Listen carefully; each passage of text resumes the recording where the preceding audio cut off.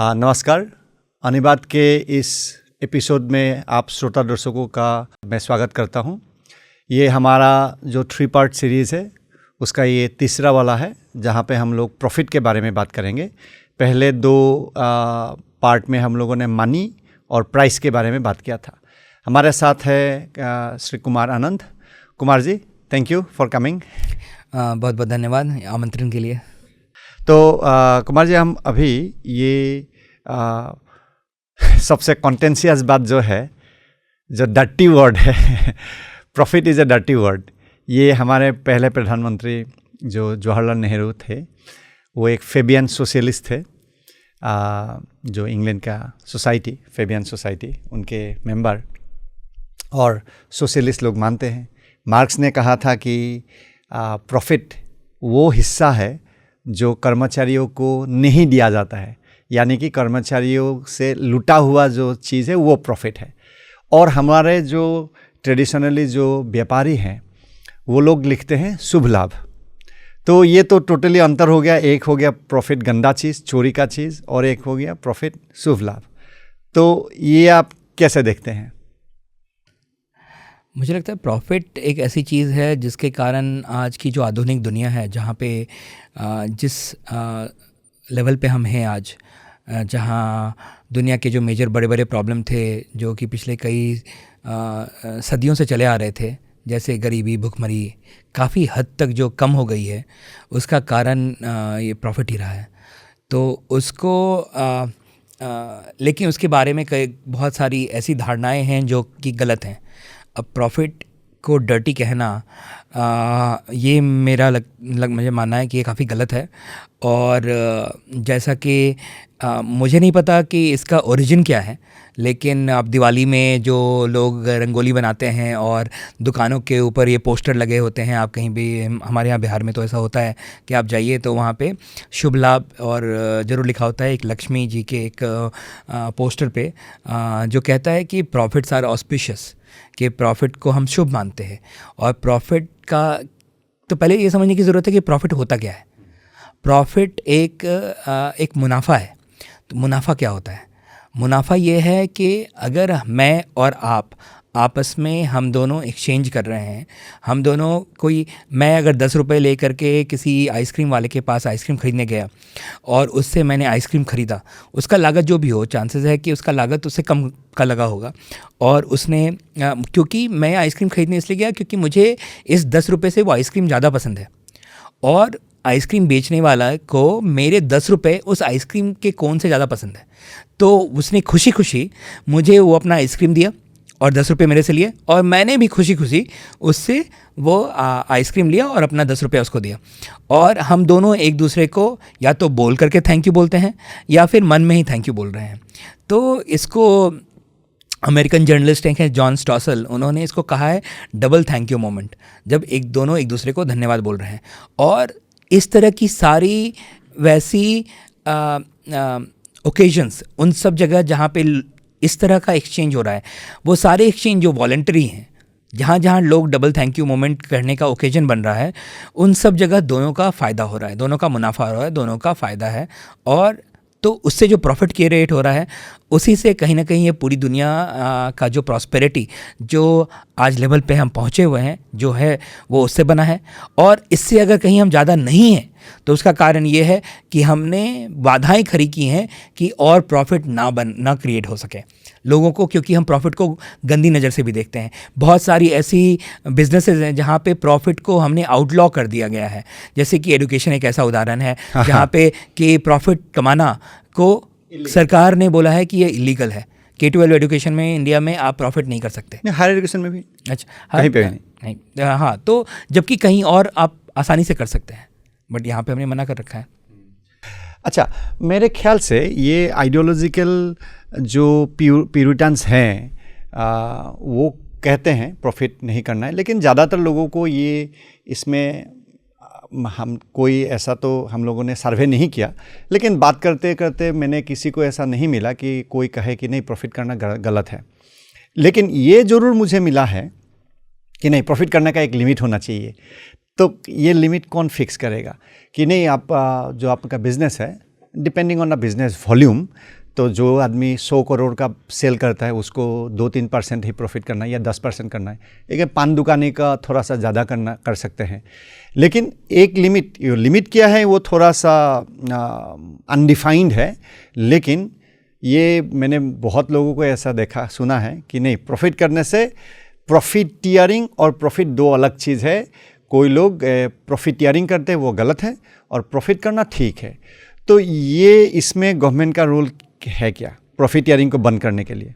बिल्कुल, मुनाफाखोर कहते हैं। मुनाफाखोर को हम बहुत बुरी नज़र से देखते हैं, बुरा मानते हैं। और मैं नहीं बोलूँगा कि उससे पहले हमें समझने की ज़रूरत है कि कोई आदमी अगर ज़्यादा प्रॉफिट कमा रहा है तो इसका सोल्यूशन क्या है। इसका सोल्यूशन नेचर है, इसका सोल्यूशन ह्यूमन नेचर है। ह्यूमन नेचर जो हम पहले वाले एपिसोड में प्राइसेस के बारे में बात कर रहे थे कि अगर आप ज़्यादा प्रॉफिट कमा रहे हैं तो ये लोग देख रहे हैं, और ये दुनिया के सारे वैसे लोग जो कि रिस्क लेना चाहते हैं, जो अपने आप को एंटरप्रेन्योर कहना चाहते हैं, जो रिस्क लेने को तैयार हैं, वो उन लोगों को ये सिग्नल जा रहा है कि यहाँ पे हमारे पास एक अपॉर्चुनिटी है। आइए, अगर एंट्री अलाउड है, अगर एंट्री, ये एक बड़ा कंडीशन है कि एंट्री और एग्जिट होना चाहिए। तो अगर बिना रोक टोक के अगर आप उस इंडस्ट्री, उस बिज़नेस में एंटर कर सकते हैं तो वहाँ पर पे आने पे फ़ायदा एक बहुत क्लियर है कि आप आइएगा। तो जो पहले मुनाफाखोरी में बहुत ज़्यादा पैसा, जिसको हम कहते हैं कि 100 रुपये की चीज़ 1000 रुपये में बेच रहा है, तो आप आकर के 100 रुपये की चीज़ 2000 रुपये में नहीं बेचेंगे। आप 100,000 रुपये की चीज़ में अगर आपको प्रॉफिट कमाना है तो 1000 वाला बोलेंगे कि मैं 900 रुपये में दूंगा, तीसरा आदमी आएगा बोलेगा मैं 800 में दूंगा। और इस तरीके से जो कंपटीशन जो बनता है वो अपने आप एक मुनाफाखोर के नेचर को कंट्रोल करके रखेगा। तो ये कंपटीशन का जो आना जाना है लोगों का जो ये सिग्नल है, इसमें बाधा डालना एक गलत बात है। और अगर बाधा नहीं डालेंगे तो अपने आप कंट्रोल में रहेगा और प्रॉफिट बनेगा। और प्रॉफिट आखिर होता क्या है? प्रॉफिट केवल ये दर्शाता है कि जिस आदमी ने ज़्यादा प्रॉफिट कमाया वो ये बताता है कि मैंने ज़्यादा लोगों के डिमांड को मीट किया, मैंने ज़्यादा लोगों की ज़रूरतों को पूरा किया। तो इसमें क्या गलत है? जिसने ज़्यादा लोगों की ज़रूरतों को खुशी खुशी पूरा किया, अच्छी बात है ना। और ज़्यादा प्रॉफिट कमाया इसका मतलब है कि मैंने ज़्यादा बिक्री की, इसका मतलब मैंने ज़्यादा double thank you moments create किए, तो अच्छी बात है। हमें इस तरह की चीज़ों को सेलिब्रेट करना चाहिए, ना कि बुरी निगाह से देखना चाहिए। तो प्रॉफिटियरिंग का सोल्यूशन कंपटीशन है, और कंपटीशन करना कैसे है कि आप फ्री एंट्री और एग्जिट दीजिए, ताकि जो आदमी चाहे एक बिजनेस में एंट्री करने के लिए, उसको कोई लाइसेंस की जो चाह है वो घूमते घूमते 1 साल ना बिता दे, 2 साल 3 साल ना बिता दे। जैसे कि आप अगर एक स्कूल अगर एक स्थापन करना चाहते हैं तो लैंड रिक्वायरमेंट है। तो आपको अगर मान लीजिए 1 एकड़ का ज़मीन खरीदना है एक स्कूल खोलने के लिए, उसमें लग गया 10 crore 15 crore depending on the location आप खोल रहे हैं। अगर किसी बड़े में शहर में खोल रहे हैं तो 50-60 करोड़ लग सकता है, छोटा शहर में 10-20 करोड़ लग सकता है, गांव में 1-2 करोड़ लग सकता है। तो ये जो बाधा है, ये बाधाएं नहीं रहना चाहिए ताकि कंपटीशन बढ़े, और कंपटीशन बढ़ने से प्रॉफिट भी अपने आप जो उचित है, जो प्राइस गाउजिंग नहीं है, ठगना ऑटोमेटिक बंद हो जाता है। लेकिन ये ठगना बंद या प्रॉफिटियरिंग गवर्नमेंट कंट्रोल कर सकती है कि नहीं? मैं एक उदाहरण देता हूँ कि मानिए आपके घर के बाहर जो एक रास्ता गया हुआ है, यहाँ आसपास में बहुत सारे लोग रहते हैं, और आप देखेंगे कि यहाँ पे बहुत सारे स्ट्रीट वेंडर हैं। कि मान लीजिए एक नुक्कड़ पे, कोने पे, कहीं पे कोई चाय बेचने वाला है। अब वो चाय बेचने वाला जो चाय बेच रहा है वो आपसे अगर एक चाय का 100 रुपया लेगा तो क्या आप उसके पास चाय पियेंगे? नहीं, क्यों पियेंगे भाई? कोई नहीं पिएगा। हाँ, तो क्या कारण है कि वो चाय बेचने वाला 100 रुपया में चाय नहीं बेच रहा है? उसका कारण सिंपल है कि उसको पता है कि अगर वो 100 रुपये में बेचेगा तो कोई उसके पास नहीं आएगा। आप उसके आगे वाले चाय के पास चले जाएंगे, जो थोड़े 10 कदम आपको ज़्यादा चलना पड़ेगा, लेकिन आप वहाँ चले जाएंगे। और अगर तो इसीलिए जो बाजू में बेचने वाला है वो एक नेचुरल चेक रखता है इसके पे। लेकिन सरकार के कानून के हिसाब से कभी कभी ये हो जाता है, जिसको हम लाइसेंस वाला सिस्टम कहते हैं, कि मान लीजिए आपके एरिया का म्यूनसिपल काउंसलर या लोकल सरकारी कमेटी ने ये घोषित कर दिया कि इस पूरे वार्ड में, इस पूरे एरिया में केवल एक चाय बेचने वाला रहेगा और कोई दूसरा चाय बेचने वाला नहीं रहेगा। तो क्या होगा, अब वो चाय बेचने वाला ना सिर्फ 10 के चाय का मान लीजिए वो 100 रुपये नहीं करेगा, बट 20-30 रुपये में आराम से बेच सकता है, क्योंकि पता है कि अब आप उस चाय के लिए आपको दूसरे वार्ड में जाना पड़ेगा, जो 2-3 किलोमीटर होगा, 2-3 किलोमीटर दूर होगा, तो आप मोटरसाइकिल निकालेंगे, स्कूटर निकालेंगे, वहाँ टाइम जाएगा, पैसा जाएगा, टाइम जाएगा। चलो मैं यहाँ पे 20 रुपये दे देता हूँ। केवल ये नहीं होगा, एक और चीज़ बुरी बात होगी। बुरी बात ये होगी कि वो चाय वाला अपनी क्वालिटी को भी खराब रख सकता है, फिर भी आपको उसी के पास जाना पड़ेगा, लेकिन व्यवहार तो खराब होगा ही होगा। बिल्कुल। और बोलेगा कि नहीं मैं लेट से खोलूँगा, मैं खोलूँगा तो इतने रुपए में बेचूंगा, जो चाय मिल रहा है वही पियो, और मैं तो अपनी मनमानी से प्राइस रखूँगा। लेकिन जैसे ही उसको पता है कि आसपास में कोई भी खोल सकता है, आसपास में ऑलरेडी दुकानें हैं, तो उसके पास 2-3 चेक हैं। एक, अपनी वो मनमानी कीमतें नहीं रख सकता, उसको एक अच्छा क्वालिटी चाय बनाना पड़ेगा, बिहेवियर भी अच्छा होना होगा, सर्विस भी अच्छा होना होगा, साफ सफाई रखनी पड़ेगी। ये सारा चीज़ नेचुरल चेक है अपने आप, है ना। और प्रॉफिट पे तो ऑफ कोर्स चेक है ही, है ना। अच्छा कुमार जी, ये आपने जब बताया तो ये प्राइस और प्रॉफिट दोनों का सॉल्यूशन एक ही है, कंपटीशन? काफ़ी हद तक इन सब चीज़ों का सॉल्यूशन आप अगर बाज़ार जिसको कहते हैं, बाज़ार को, मार्केट में को जो आप अगर ऑपरेट करने दीजिए, लोगों को जो विक्रेता बनना चाहते हैं, जो बेचना चाहते हैं उनको बेचने दीजिए, जो ख़रीदना चाहते हैं उनको फ्रीली ख़रीदने दीजिए, और आपस में इन दोनों का एक्सचेंज होने दीजिए। उसमें जितनी कम से कम बाधाएं डालेंगे उतना अच्छा होगा। सरकार का रोल केवल ये है कि इस तरह के एक्सचेंज को फैसिलिटेट करना, एक ऐसा सिस्टम क्रिएट करना जहाँ पे इस तरह के एक्सचेंजेस आसानी से हो सकें।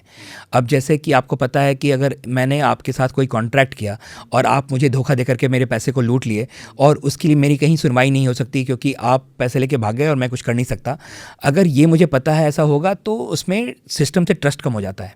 लेकिन अगर मुझे पता है कि मैं एक न्यूट्रल आर्बिटर के पास जा कर के मैं कहीं सुनवाई के लिए कोई केस दर्ज करवा सकता हूँ और उसका तुरंत रिजोल्यूशन हो जाए, तो हर कोई एक ज़्यादा शांत दिमाग से मार्केट में पार्टिसिपेट कर सकते हैं, एक्सचेंज कर सकते हैं, जिसके कारण जो सिस्टम क्रिएट होता है उसमें किसी भी दो लोगों में आपस में एक्सचेंज करने की कीमतें, जो जिसको इकोनॉमिक्स में एक टर्म है ट्रांजैक्शन कॉस्ट, जो ट्रांजैक्शन कॉस्ट है वो कम करना सरकार का एक लौता रोल है। सरकार का अब उसको कहना कि उसके लिए आपको चाहिए कि केवल कोर्ट और पुलिस सिस्टम काम करे, कॉन्ट्रैक्ट इन्फोर्समेंट हो, उसके बियॉन्ड ज़्यादा सरकार का कोई काम नहीं है। तो अच्छा, मैं और एक सवाल करता हूँ आपसे। ये जो लोगों का कुछ लोगों का जो काफ़ी हद तक ये कहते हैं कि प्रॉफिट एक नेचुरल इंसेंटिव है, लेकिन हमें सर्विस का इंसेंटिव की तरफ बढ़ना बेहतर है। हम लोगों को कोशिश करना चाहिए कि प्रॉफिट इंसेंटिव से हम लोग ह्यूमन नेचर जो है प्रभावित है, वो नहीं होना है, हम लोग को सेवा के भाव से होना है। तो ये तो है। और इसके लिए जो हम एक एंटरप्रेन्योर जो प्रॉफिट के चाह से लोगों को जो प्रॉफिट करता है, वो प्रॉफिट एक्चुअली डिक्लेयर ना करके, खुद ना लेके, वो सारे एम्प्लॉय के बीच में बांट देना चाहिए। तो ये करने से सुनने में अच्छा लगता है, लेकिन प्रैक्टिकली वो काम नहीं करता है। ऐसा क्यों? उसके कई कारण हैं। एक तो सबसे बड़ा कारण ये है कि एम्प्लॉय वो होता है जो रिस्क नहीं लेता है। एम्प्लॉय का काम है, एम्प्लॉय आप तब बनते हैं जब आपकी रिस्क लेने का या तो इंटरेस्ट नहीं हो या कैपेसिटी नहीं है, क्योंकि आपको चाहिए कि हर महीने की 1 तारीख को आपको तनख्वाह मिले और उस तनख्वाह से आप अपना जीवन यापन कर रहे हैं, घर का रेंट दे रहे हैं, बच्चों की पढ़ाई, खाना पीना, इन सबों का ख्याल रख रहे हैं। लेकिन एंटरप्रेन्योर वो होता है जो रिस्क लेता है, और रिस्क लेने में एक बहुत बड़ा नुकसान भी हो सकता है। मान लीजिए आपने कोई बिज़नेस सेटअप किया और वो नहीं चला, तो आपका सारा का सारा नुकसान हो गया। तो ये अगर आप इंसेंटिव इस एंटरप्रेन्योर से हटा देंगे कि मैं कुछ सेट कर रहा हूँ, कोई भी चीज़ बना रहा हूँ जिससे जो मुनाफा होगा वो मेरा नहीं होगा, वो मुझे लोगों में बांटना है, तो फिर जो नेचुरल प्रकृति का जो सिस्टम है कि लोग एंटरप्रेन्योर जो होते हैं वो रिस्क लेते हैं, नई चीज़ों को सेटअप करते हैं, इनोवेशन करते हैं, और इनोवेशन के जरिए जो चारों तरफ हमें जो समृद्धि दिख रही है, आज के डेट पे जो प्रॉस्पेरिटी दिख रही है, वो सब उसका कारण, मूल कारण वही है। और अगर आप वो मूल का अंडरलाइंग इंसेंटिव आप गायब कर देंगे, तो फिर जिस गति से हमने जो प्रोग्रेस किया है वो थम जाएगा। हमारे देश में ये डेटा है कि नहीं मुझे पता नहीं है कि, लेकिन यूएस का है कि जो एंटरप्रेन्योर, जो आदमी एक बिज़नेस खोलता है और जिस बिज़नेस में एम्प्लॉय रहता है, वो विद इन 2-3 ईयर्स एक बहुत बड़ा परसेंटेज बंद हो जाता है। ये फिगर्स क्या है? फिगर्स तो मुझे नहीं मालूम एग्जैक्टली, लेकिन मैं ये ज़रूर कहूँगा कि जब हम प्रॉफिट की बात करते हैं तो हमें साथ में हमेशा लॉस की बात भी साथ में करनी चाहिए। हाँ, मैं देखता हूँ काफ़ी रेस्टोरेंट खुल जाता है गुवाहाटी में, मेरे घर के पास ही रेस्टोरेंट खुल जाता है और देखता हूँ 1 साल 2 साल बाद बंद हो जाता है। बहुत कम है ऐसा दुकान जो चल जाता है और सबको, जो जिसने खोला उसका तो गया पैसा, जितना भी लगाया होगा वो 2-3-5 लाख 10 लाख जो भी लगाया होगा वो तो पानी में गया, वो तो नुकसान ही होता है। और ज़्यादातर बिजनेस तो बंद ही हो जाता है, उसमें से एक कम परसेंटेज ही सक्सेसफुल हो जाता है 3 साल बाद 5 साल बाद। तो ये तो रियलिटी है। नहीं, बिल्कुल। और हम जब बोलते हैं कि प्रॉफिट एक डर्टी वर्ड है, हम जब ये कहते हैं कि प्रॉफिट कोई मुनाफाखोर है, तो इन सबों में हम हमेशा इस बात को नज़रअंदाज कर दे रहे हैं कि एक नेचुरल सिस्टम के थ्रू ये वो निकल कर आए हैं। मान लीजिए अगर प्रॉफिट कंपटीशन अलाउड है जहाँ पे लाइसेंस का सिस्टम नहीं है, तो उसमें जो लोग प्रॉफिट कमा रहे हैं वो प्रॉफिट तब कमा रहे हैं जब वो लोगों की ज़रूरतों को मीट कर रहे हैं। जो भी ऐसे एंटरप्रेन्योर थे जिन लोगों ने बिज़नेस सेट किया, जो लोगों के ज़रूरतों को मीट नहीं कर पाए, उनको, जैसा आप कह रहे थे, बिल्कुल उनको बिज़नेस अपना बंद करना पड़ा। वो कई कारणों से वो चीज़ जो बेच रहे थे वो लोगों को पसंद नहीं आया, वो जिस कीमत पे बेच रहे थे वो लोगों को पसंद नहीं आया, उनकी जो सर्विस की डिलीवरी, जो स्टाइल था या जो सर्विस का क्वालिटी था वो पसंद नहीं आया, उन्होंने जहाँ पे दुकान लगाया था वो दुकान का जगह सही नहीं था। एन नंबर ऑफ़ रीजंस के कारण ऐसा हो सकता है कि वो नहीं चला। लेकिन ये एक इम्पॉर्टेंट जरिया है। आप ये नहीं कह सकते कि सिस्टम केवल प्रॉफिट का है, एक बड़ा सिस्टम लॉस का है। और लॉस क्या करता है, वो उन सारी चीज़ों को वीड आउट करता है, निकाल करके फेंक देता है जिसकी ज़रूरत लोगों को नहीं है, और उसको रिवॉर्ड करता है, उसको रिवॉर्ड कर रहा होता है जो लोग चाहते हैं, जो लोग चाहते हैं, जो लोगों जैसे चाहते हैं, जो लोगों की ज़रूरत उनकी कीमतों पे आसपास में आकर के उनको मीट कर रहा है, जो वॉलंटरी एक्सचेंज को बढ़ावा, जहाँ पे डबल थैंक यू मोमेंट्स हो रहे हैं।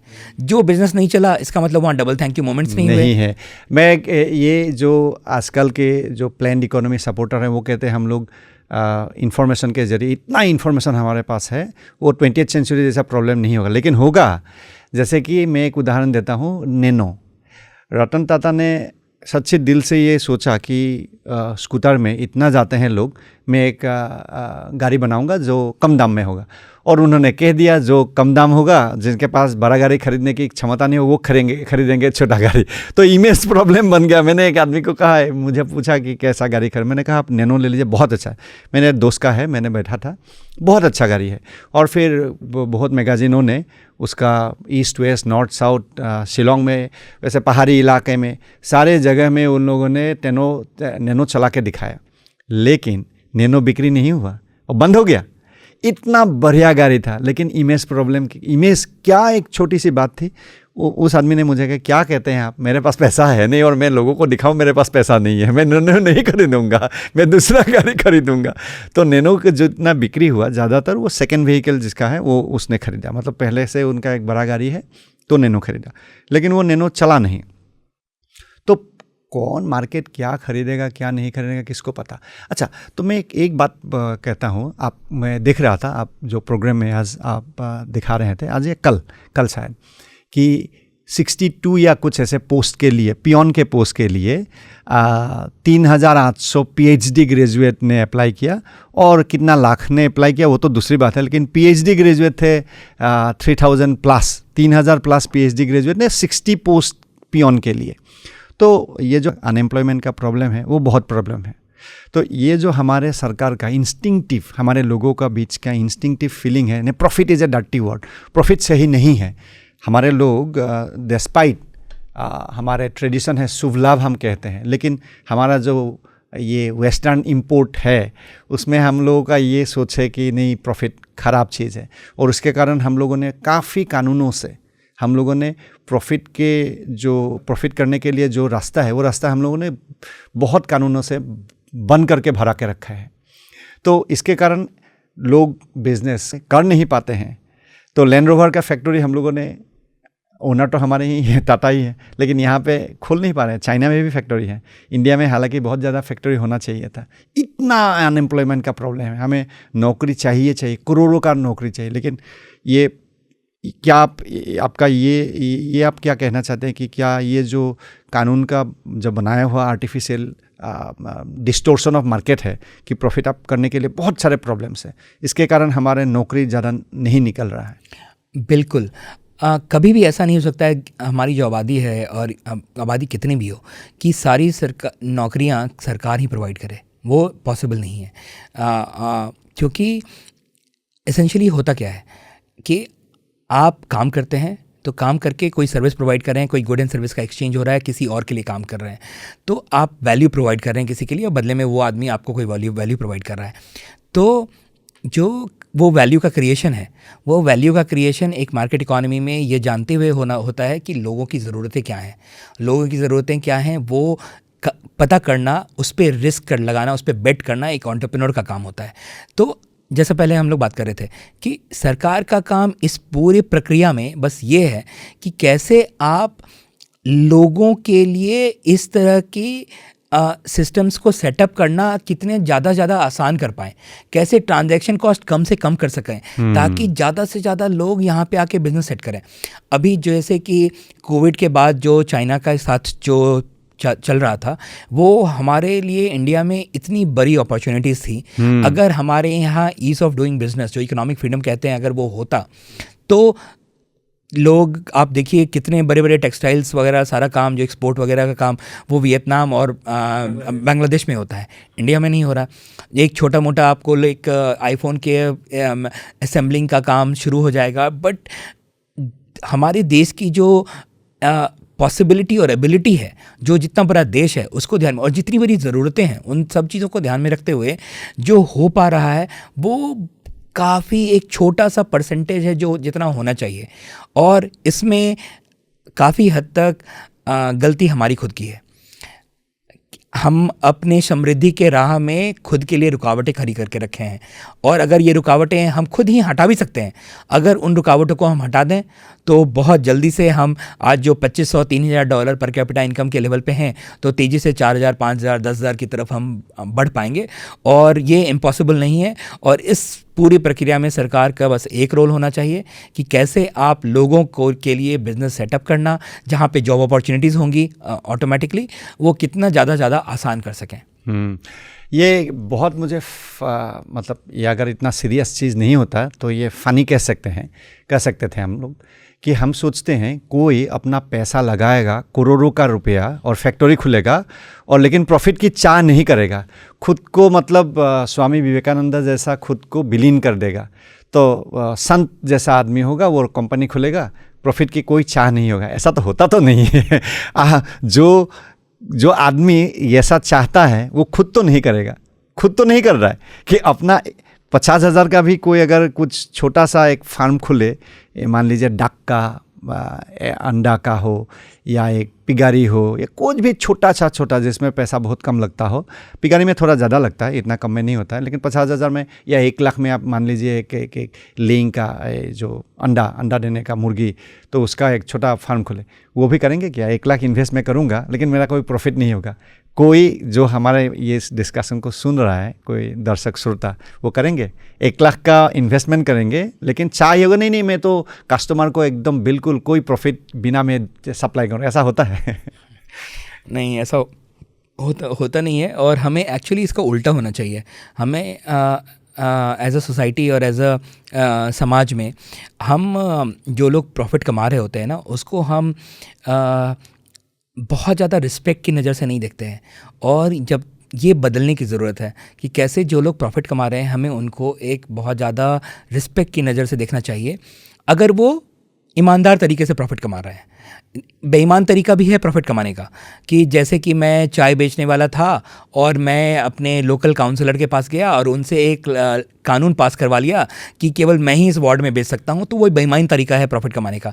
अगर मैं ईमानदार तरीके से कंपटीशन को आप वेलकम करते हैं, कंपटीशन को वेलकम करते हुए, लोगों के साथ compete करते हुए, कम कीमत में अच्छी चीज़ लोगों को प्रोवाइड करते हुए अगर मैं प्रॉफिट कमा रहा हूँ, तो इस चीज़ को लोग अगर सराहना करें, लोग अगर ज़्यादा सेलिब्रेट करें, उनको अगर एस्पिरेशनल मानना शुरू कर दें, तो एक समाज में एक जल्दी से बदलाव हो सकता है। उसके लिए तो इसका उल्टा करना पड़ेगा। ये उम्मीद रखना कि लोग प्रॉफिट ना कमाएं और ज़ीरो प्रॉफिट पे सामान बेचें या चीज़ें प्रोवाइड करें, इसका उल्टा ये होना चाहिए कि आप प्रॉफिट को एस्पिरेशनल बनाइए। आप प्रॉफिट को बोलिए कि हर लोग आओ और प्रॉफिट कमाओ। तो एक तो बात, प्रॉफिट का जो लेवल होगा वो कम हो जाएगा क्योंकि कंपटीशन बढ़ा रहे हैं आप, है ना। और दूसरा, ज़्यादा एंटरप्रेन्योर होंगे, ज़्यादा लोगों की डिमांड मीट हो रही है, प्राइस भी कम हो, प्राइस कम हो रहा है, क्वालिटी बढ़िया हो रही है, एम्प्लॉयमेंट्स क्रिएट हो रहे हैं, रोजगार बढ़ रहा है। इनसे हर तरह की पॉजिटिव्स निकल कर आ रहे हैं। और हम जो कहते हैं कि प्रॉफिट करने का लिमिट होना चाहिए, सरकार को कंट्रोल करो, इससे उल्टा होगा। इसका आंसर प्राइस, अच्छा कीमत, अच्छी प्रॉफिट, अच्छा सर्विस, ये सब होने के लिए 2-3 चीज़ों की ज़रूरत है। एक है कंपटीशन, दूसरा है आर्टिफिशियली जो कारण से जो आर्टिफिशियल बैरियर्स है, रास्ते बंद करने का जो तरीका है वो बंद करना, और तीसरा जो बिजनेस चलाने में जो ऑब्स्टेकल्स हैं, क्या है हिंदी शब्द ऑब्स्टेकल्स का, बाधाएं हैं, वो ये अगर 3 बात हो गया तो जल्दी ही हम लोग जो हमारे सपना है, सरकार ने घोषणा किया है कि अगले 100 साल हमारा जब स्वाधीनता होने का दिन पूरा होगा 2047 तक, हम डेवलप्ड हो सकते हैं। लेकिन जिस रास्ते में हम लोग जा रहे हैं, जो प्राइस और प्रॉफिट में जो बाधाएं हैं, उस रास्ते से हरगिज़ नहीं होगा। क्या ये कह सकते हैं? बिल्कुल। और अगर आप ये बाधाएं हटा देंगे तो बहुत जल्दी से हम दिशा में बढ़ सकते हैं। तो ये इसी से हम लोग हमारे 3 पार्ट सीरीज़ हम समाप्त करते हैं। Thank you so much Kumar ji कि आपने दिन भर प्रोग्राम किया आई पॉलिसी के, उसके बाद ये शाम में हम लोग ये रिकॉर्डिंग कर रहे हैं। Thank you so much. बहुत बहुत धन्यवाद पंकज जी आमंत्रण देने के लिए और सारी हॉस्पिटैलिटी के लिए। Thank you so much. Thank you. Bye.